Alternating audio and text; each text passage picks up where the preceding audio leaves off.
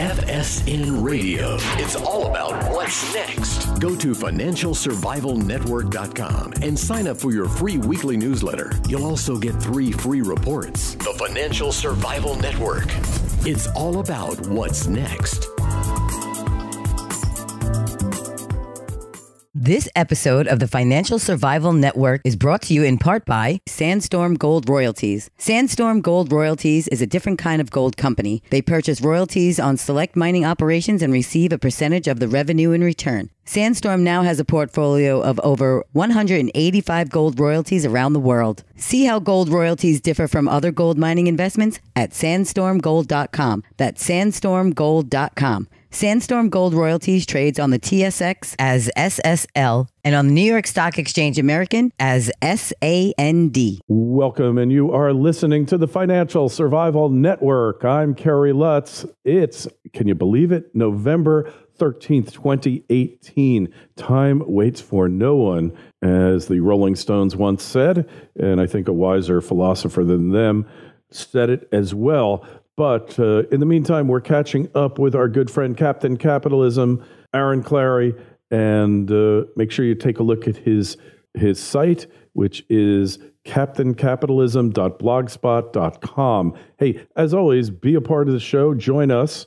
Email us at kl@ClareyLutz.com. Well, Captain Capitalism, Aaron, welcome back. Hello. Thanks, Clarey. Thanks for having me on. Hey, so it's been a while, but we never lose touch. You're up north. You're freezing your butt off.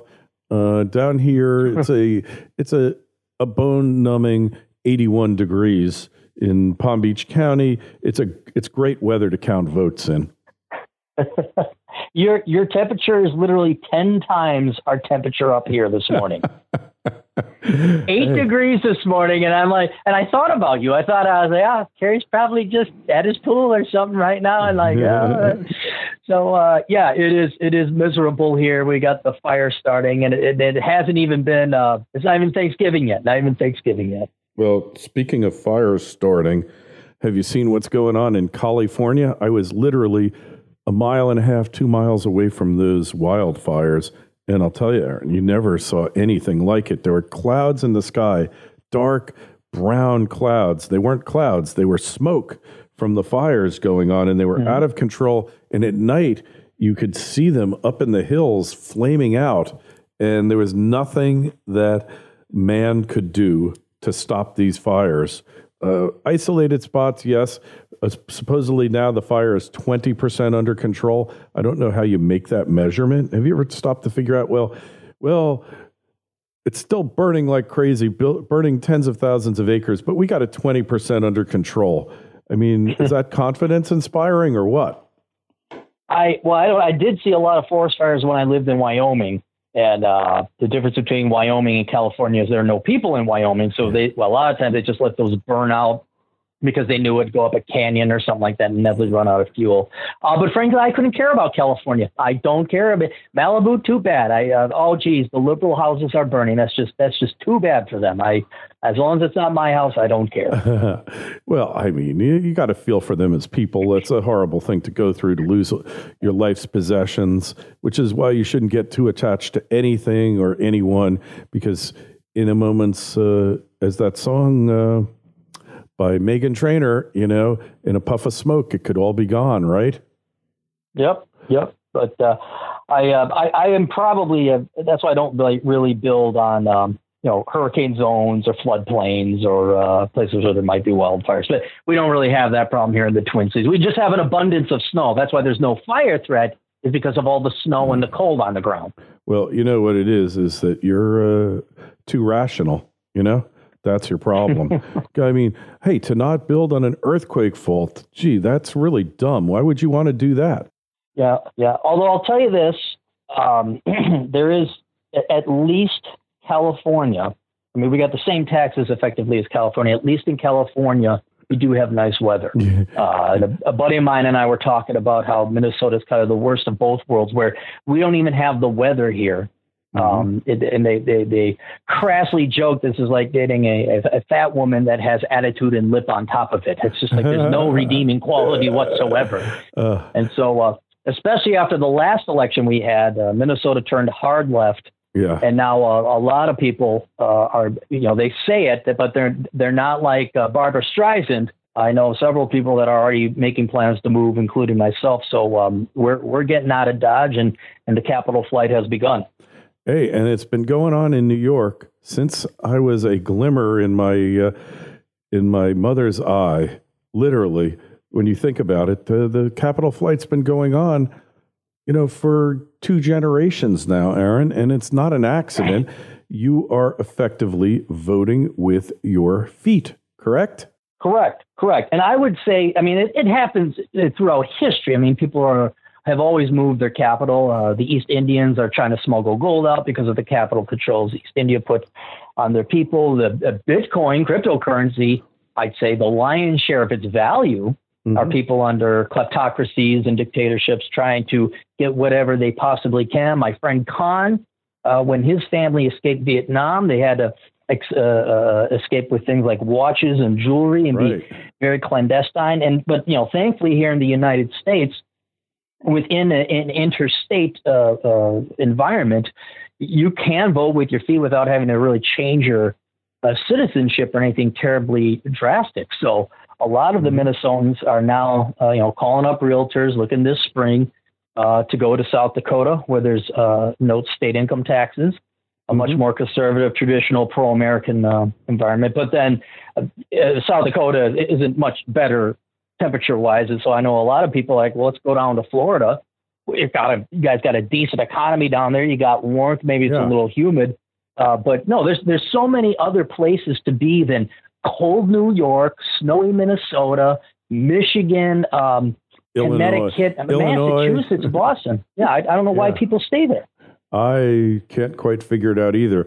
The only thing I thought about when I moved here, Aaron, was that I should have done it a lot sooner, but I couldn't have because kids were in school and all that. I didn't want to take them out of the schools, family business, and then a business that had to be in New York. But if you don't have a business and you don't have family that keeps you in a particular place, why stay there? Well, in one of the books I wrote, not to plug my book, but one of the key principles of this book was called Reconnaissance Man. And I talk about the time to move, the time to explore is when you're young. So for you and me and the majority of our audience members, this is already academic and moot. It's retrospective, but perhaps they could pass on the wisdom to their children or their nephews or their nieces that if I had not attended the University of Minnesota simply because it had reciprocity from where I was from, Wisconsin, I would have had a much happier and better life, because when you go to college or the first place you live as an adult, you immediately start planning routes, be it financial, familial, social, professional, and then it's really hard to extract yourself from that environment. And then once you have kids, as you point out, they're in school, you get a business started, you buy a house, then you really are anchored to that state. So I'm seeing the situation is so bad here in Minnesota. I can tell you all about the leftist politicians we voted in, but it really doesn't matter. I know people who have kids and are pulling their kids out like, this is the last year. We're done with this and we're out of here. Good for them. To make it easier, or for any of your listening audience that might happen to be younger, please do not waste your youth on large metro areas like LA, New York, San Francisco. I know everyone wants to go to work in Silicon Valley. Go to places like Texas, Tennessee, Florida, and South Dakota, maybe not, because it's not a big city environment. Arizona, Nevada, Las Vegas. Go to these places, because if you're going to work hard, you're going to bust your rear off for all these years, at least not have a state income tax. And go where it's warm. That's another thing people kind of they take for granted is go where it's warm. Just don't bother with snow. Don't bother with shoveling. Go where it's warm. Couldn't agree with you more. And if I had it all to do over again, I would have followed that advice.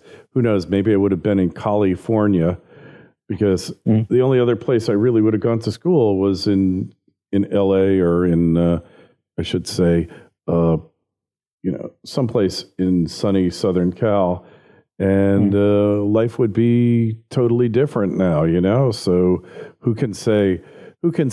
But what I can tell you is what you're saying is absolutely true. That hey, you know the old saying, Aaron. It's just as easy to marry a rich man or a rich woman as a poor one. It's just as easy to live in a low tax state or low cost state as it is to settle in a high tax state. In fact, it's actually easier, believe it or not. So, like the fact is that if you're young and you've got the flexibility, you don't have any millstones around your neck, take advantage of it, because it could be the only chance you get. And that might even be, the choice might even be to live in a foreign country, right? Oh, yeah. Yeah, absolutely. It's, and a lot of things, one of the main thing I would say for younger people is, I guess they're intimidated or daunted by moving from home, because let's admit it, the first time you're moving out of the house, it doesn't matter if you move 10 miles away or 1,000 miles away, it's still very daunting. But if you add, well, now I'm removed from my family and all that, I still say it's worth it. I mean, even if you have to go into a town blind or maybe stay at home and work up the money so you have like maybe 6 months living reserves, just go to a town, find any job you can just to get established. I mean, you're not going to work McDonald's or delivering pizzas all your life, but drive Uber, join the military, do what you got to do to get out of a high tax state when you're younger, go to come, or maybe even gain residency, work in the state for a year, become an actual citizen, and then gain in-state residency and tuition for that state's university education system. But idea. The time really is now, and it's not going to be any easier in the future. I know it's intimidating and daunting to go to a foreign land, either in the United States or overseas. But when you have the youth and the energy, and you don't have the added burden and expenses of a family or debts or cars or student loans, you're the most mobile you are now. And I cannot recommend enough that if you are living up in, say, Connecticut or Ohio, heaven forbid, Ohio, you pay local income taxes. Go down to Kentucky, go to Tennessee. You're not going to go that far away, and see what they got going on there for a summer. And it'll set your life on a trajectory that's way better than you just stayed at home. Yeah, when I think back how much taxes I paid in New York and New Jersey my whole life, it's hey, if I had that money, it'd be a different life. It would be different. But those are things you need to think about for sure. Hey, so what else have you been doing with yourself, Aaron? What's been going on? How's A-Hole Consulting proceeding?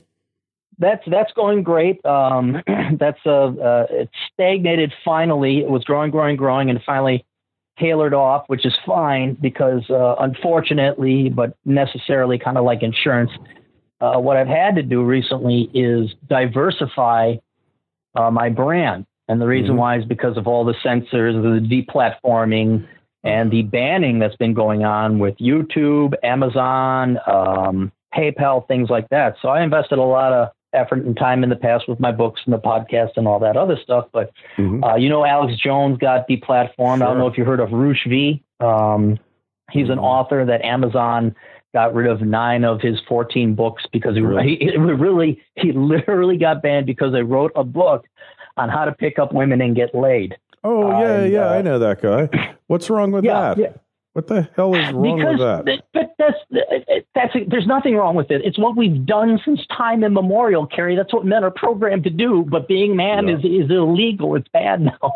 So he got deplatformed by a bunch of social justice warriors in Amazon. Idiots. You mean idiots? Oh, yeah. I mean, well, no, they're Nazis. They're fascist, dictatorial Nazis. They do not like the freedom of speech. Just because a guy dares to say, well, I'd like to get laid every once in a while. Oh, my gosh, we got to ban it because it's sexist. That's not sexist. That is what it is. That's men. I don't know. I hope I didn't hurt the burning ears of the women in your listening audience. But yes, ladies, men want to have sex with you. That is true. I'm terribly sorry, but that is a harsh reality. In fact, the fact is, they dress as if they wanted to have sex with the men too. They might not. No, we're going to get banned, Carey. You and I are going to get banned for saying that. Who's going to ban us? I've never been big on YouTubes, and let them ban away. I just don't care anymore. I've built my model so that I didn't have to worry about shadow banning and nonsense like that, Aaron. Right. So. Well, anyway, so what I've had to do is spend a significant amount of time, not necessarily resources, but time setting up backup channels. Yeah, you have to. You have to. So I have a backup channel and website, olderbrother.com. I have a podcast called Older Brother. It's on YouTube. It parallels A-hole consulting, except it's not as cursy and bad language. And then I also set up an LLC anonymously over in Nevada. Very good. I'm working on several other projects under a different name, all of which, though, sadly, has nothing to do with truth or honesty or blunt force honesty. But frankly, it's lies and deceits. I want to capitalize on the Harlequin romance kind of Oprah market where women will pay you egregious sums of money to be lied to. But that is to also diversify out of my current business. All right. If you find some of them, let me know, please. Because I'm an expert at lying to women. So, just let them, just let me know. Okay. But you have to tell the best lies, Carey. They have to be sweet, irresistible lies. You can't just say you're pretty. You got to say like Oprah does and promise the world, and then we'll take care of you from cradle to grave. It's like being a chef. You just can't give them blanket lies. You got to make the best, most succulent lies that they pay top dollar for. So that's how it works. I'll tell you this, Carey. Someday, this is why when they say if I had a genie in the bottle, what would I would wish for total knowledge, because one thing I want to know is like, there's marketers out there. It's like, how do you get women to spend $5,000 on shoes or a handbag? Like Jimmy Choo shoes. I don't know if you ever heard of these shoes, sure. But they're thousands of dollars. What's the formula? How do you get women to fork over that much money for shoes? Christian Louboutin too. That's in the Manolo Blahniks. If you're Melania Trump, then money is no object. Spend all you like. But for a normal middle class woman, go for the knockoffs. But they don't want knockoffs, and they'll spend $2,500 on a Chanel purse, and the list goes on and on here, Aaron. Right. So why can't you and I unlock the secret, that formula, and we come up with the Lutz Clarey purse? See? Yeah, I like and it's even better and fancier. See, that's I want them giving us $25,000 for our fancy shoes that we designed over in Florida or something. Hey, all you have to do, and I'm an expert in shoe design, you just make those things as uncomfortable as possible, with the heels as high as possible, with straps that cut into their feet and that make them start thinking that they're getting gangrene in their toes, and they'll line up around the block to buy them, Aaron, because pain is good. Yeah, pain is good, I guess. But anyway, so that's kind of where it's an interesting world. And I'm not just saying, I'm doing it, but I have been consuming painfully a voracious amount of feminist and female podcasts, which are painful. Absolutely. Yeah. But the insights I've been gaining are amazing. And yet at the same time, cripplingly sad and depressing. Well, but let me give you 2 pieces of advice. Do not keep a rope attached to the rafters with a chair under it while you listen to those podcasts, and do not enter your bathtub with a razor blade. Okay, do not go into the a warm bath with a razor blade, because if you're listening to those podcasts, you might just decide to end it all. It's not as sad. Well, it is sad, but I feel bad for the women who listen to it. And I don't mean that in a condescending sense, but to simplify what I've witnessed or my findings is I think part of the formula is to tell women that they only need themselves, that that they can be secure within themselves and they don't need men, and that the substitute then is anything ranging from a pair of shoes to a career to their politics, to feminism or whatever. So the goal is to replace men so that they don't feel vulnerable, so they don't feel dependent, and put something in the stead of a man, typically a husband, marriage, that type of thing. Good luck with that. And well, yeah, and that's the thing is, like, you and I admit we like women, and then we that's why you and I can laugh at Roosh writing a book about how to date. We're called, by the way, a place called Game by Roosh V. I mean, it's a good book when you could read it. But we acknowledge that. We know, we like women. Well, yeah, what else are we supposed to like? If there were no women, we'd probably maybe play video games or drink scotch or something like that. But life would really suck without women. There is a huge effort, especially on the part of, generally speaking, the political left, but I wouldn't necessarily peg it as so, to eliminate that need from women's life so that it's less work for them. Because if you want to attract a man, there's a fair amount of investment in everything. You got to stay in shape, you got to look pretty, da-da-da-da-da-da. They're trying to move away from that so that there is no obligation. There is no beholding, voluntary or not, to the opposite sex in a woman's life. So, and you can have a very easy life pursuing that and substitute it with cats and master's degrees and shoes, but they are miserable. They are so miserable. If you listen to these podcasts, it's painful. Agreed. Hey, could you imagine, Aaron, if you had written your book, your article rather, lambasting Mad Max with Charlize Theron, what was it called? Something Fury. If you had written it now, you would have been blocked from everything. You know that? Oh, just a mere, what was that, 4 years ago? Was that 3 years ago? Yeah. And you got 13 million views on it. And forget it. It went viral. And now you would be exorcised from the internet. You know? Well, and that's sadly why I got to spend my time coming up with aliases, doing redundancy, programming other stuff. And what really kind of pains me is you can't work on what you want. You can't produce the products you'd like to the point that I have to go and basically lie. I won't lie about it. Several projects I'm working on are just basically outright lies and falsehoods and propaganda that some are targeted towards women, but some is also targeted towards the general population. But it's kind of this Machiavellian approach where it's like, all right, you guys are going to make it so hard to do what's right, honest, and moral in this case, and be honest. And you guys want lies. And matter of fact, if I don't tell you lies, you're going to call me I'm a racist, a sexist, a bigot, a homo, whatever. It's like, fine, you want poison, we'll give you poison. You want drugs, we'll give you drugs. And that's what society is going to reward you for. You know what? I got to put food on the table. I'd like to make sure I cement my gains. Permanent. What's the word I'm looking for? I keep what I've worked for. And if that requires that I got to lie to people that want to be lied to, fine, so be it. I'll do it. Well, it's a dirty job, but somebody's got to do it. We talk about these movies like Mad Max with the Femme Fury, and another one that was a horror movie was Ocean's 8, where all the women... Oh, did you see it? Yeah, they're all... Sandra Bullock's in it. She's a genius, and all the guys are morons. Like, not fit to spit shine their shoes with their tongues. They're idiots.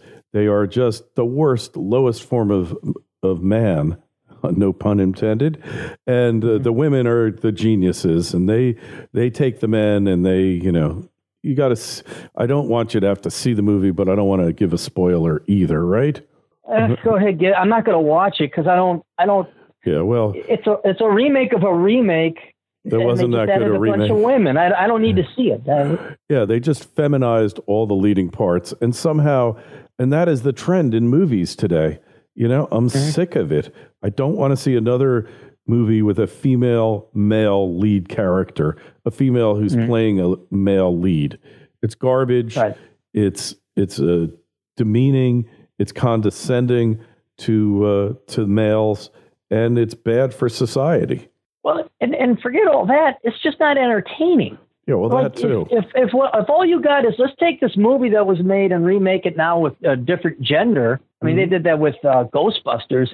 it's telling you, it's telepathing to you that the people who directed or produced, whoever wrote it or whatever, they're not talented. They can't come up with an original thing. So they're going to take something that already exists and maybe spin it a little bit differently. And so how good is it's almost like a chef plagiarizing another chef's dish or recipe. Well, we're going to reorganize the plate a little bit, and we're going to add Tabasco sauce. Well, that's not a new dish.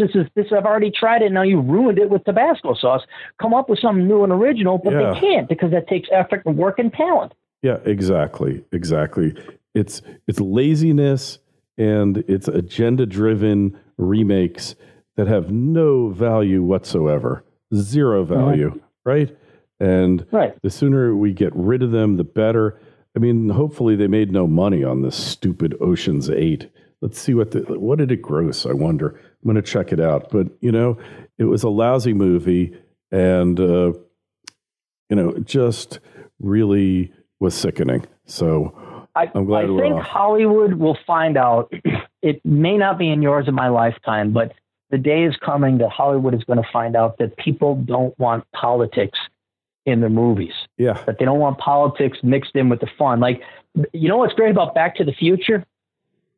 There was no Democrats or feminism or Republicans or George Bush or Donald Trump. It was just it didn't even, if anything, it mentioned who's the president in 1985. And he says, Ronald Reagan. And then, what was his name? Lloyd White says, Ronald Reagan, the actor. I mean, that was the only reference. And that was a joke. And it was funny.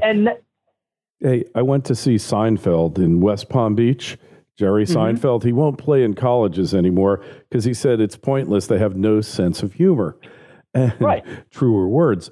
And hour-long show, including his half-hour warm-up act, there wasn't one F-bomb, not one four-letter word, which four-letter words are okay in comedy, but they shouldn't be a substitute for comedy. And there was not one political reference in the whole evening. And everybody cheered and clapped and laughed hysterically. Nobody was thinking politics or, should we do this? Should we do that? It was just a matter of having fun. And that's the thing. Politics takes the fun out of life. That's what it really comes down to, doesn't it? Oh, it does. But the guy who epitomized that, and I saw him on his last show before he passed away, Don Rickles. Yeah, exactly. He was the best. We went in there. This guy was like 91 years old, and he's cutting every racial joke, ripping on everybody, didn't care. And the audience was mature and appreciated him enough to know he was joking. They got the joke. Yeah. And if he cut a funny joke against a Jew or an Asian or a black guy, everybody loved it because he knew he was kidding. He would always make Jewish jokes, and he was Jewish. And he was Jewish, yeah. And like I was just watching him. That's funny you mentioned, because one of the best ways to start your day, Aaron, before you get out of bed, is watch YouTube comedy clips. All right?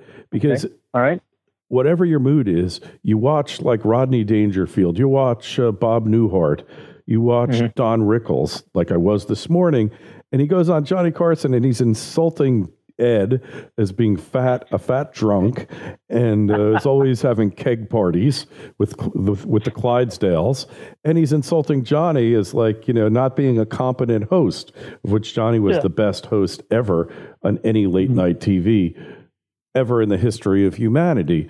But at least going back to him or before him, there were some good ones. After Johnny, there hasn't been one good one. But he's insulting everybody, and everybody's in hysterics about it. And the guy didn't mean it. And he was just a delight. The guy was delightful. He was married to the same woman his whole life. And he just was a character. And, that's why wake up in the morning, listen to comedy. The only other thing that's better is, or is good, is to watch all these pundits before the 2016 election, explaining how Trump could not win, how Trump did not have a chance, and that Hillary was going to be our next president, guaranteed 100% positive about it. Those are great to watch because you hate the media. The media is politics. I hate the media. I mean, politics is just always has been, but it isn't the only thing. We have so much more in our lives, you and I, Aaron, than just a political point of view. That it's a limiting perspective on life, that liberals cannot like anyone but other liberals, and they don't really like anyone, including themselves, because if they did, they wouldn't be liberals, right? I mean, it's that simple. Right. So, well, and what's sad is you could take what I would say would be the epitome of American comedy. I'm sure some people might disagree, but we've been binge watching the Dean Martin celebrity roasts. Oh, those are great.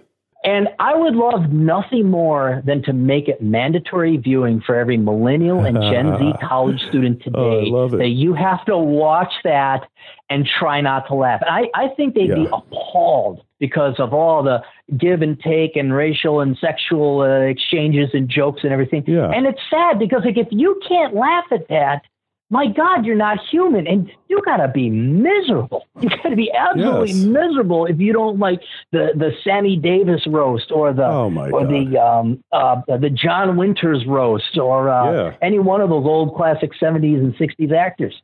I totally am with you. Then they would get really nasty and very profane, and they were just a lot of fun. Anyway, that's the tone. We have to leave you now.